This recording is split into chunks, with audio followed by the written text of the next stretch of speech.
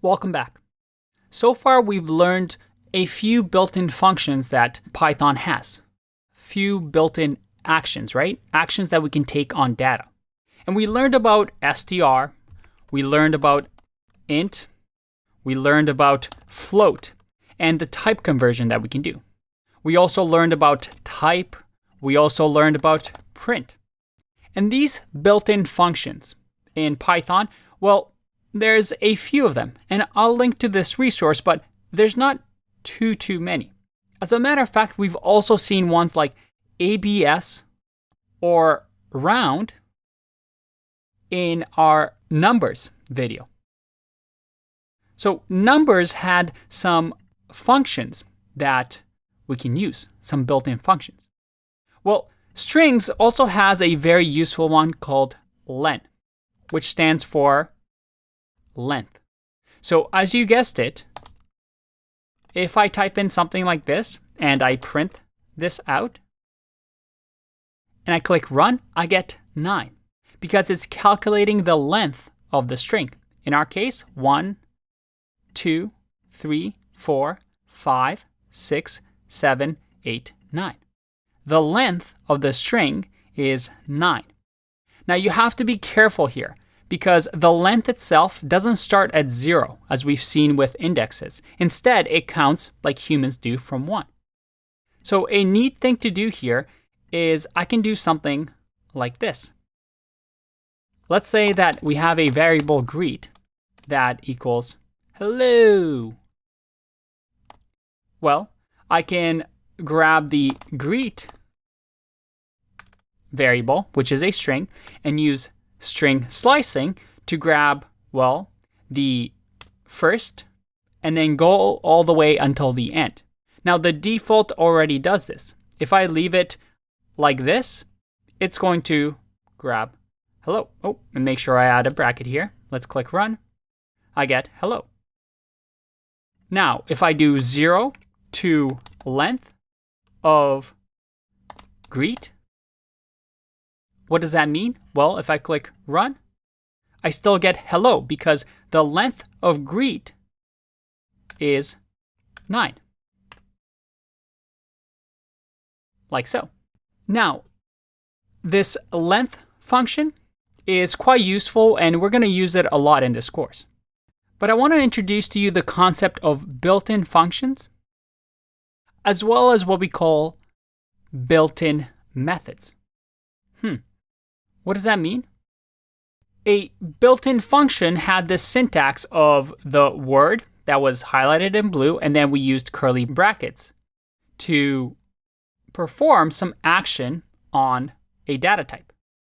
However, Python also has this idea of methods. And methods are similar to functions, but they are owned by something. So for example, in Python, we have string methods. So these are methods or actions that only strings can perform. And don't worry, this is something that we'll talk more about when we talk about classes and functions. But for now, Python, for example, has string methods. So these are methods that we can use specifically for strings. And methods have a special syntax, where instead of just the word with the curly brackets, it usually has a dot in front of it. So dot and then some sort of word, and we've actually seen one, format, right? Dot format curly brackets or brackets is a method.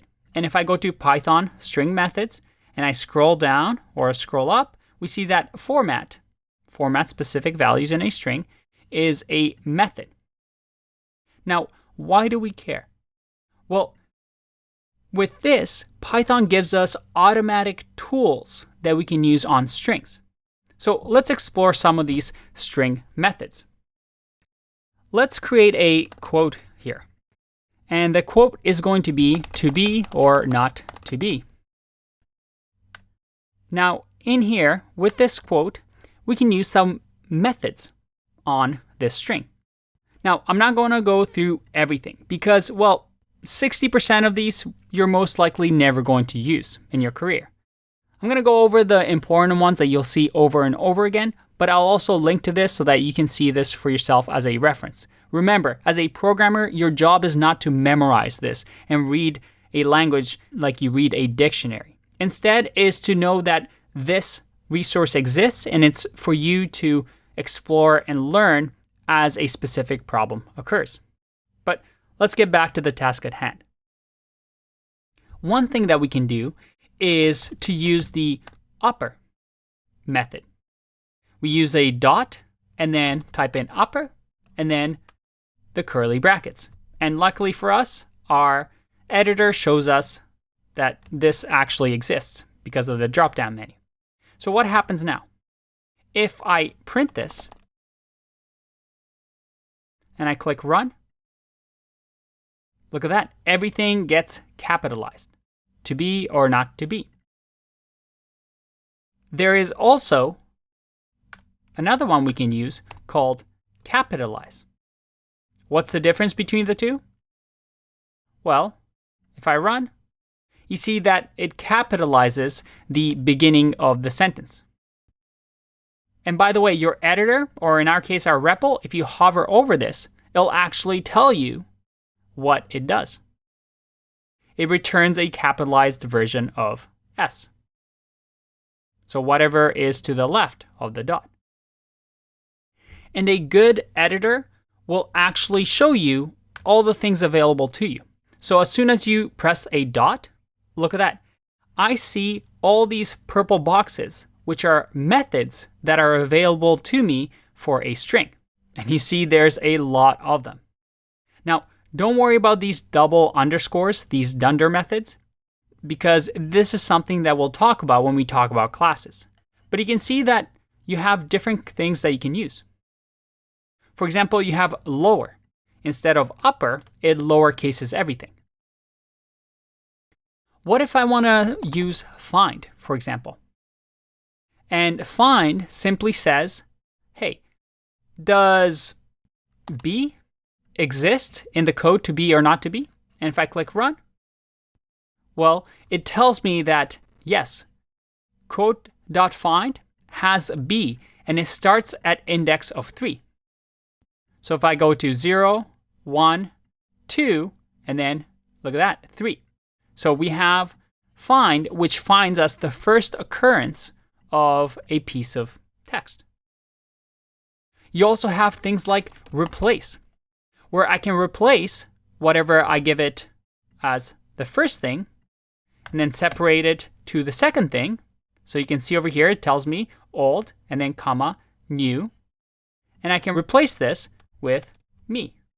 If I click run, I get to me or not to me. So this replaces all the occurrences of B. Now, the final thing I want to point out to you is that if I print here, quote, what do you think is going to happen?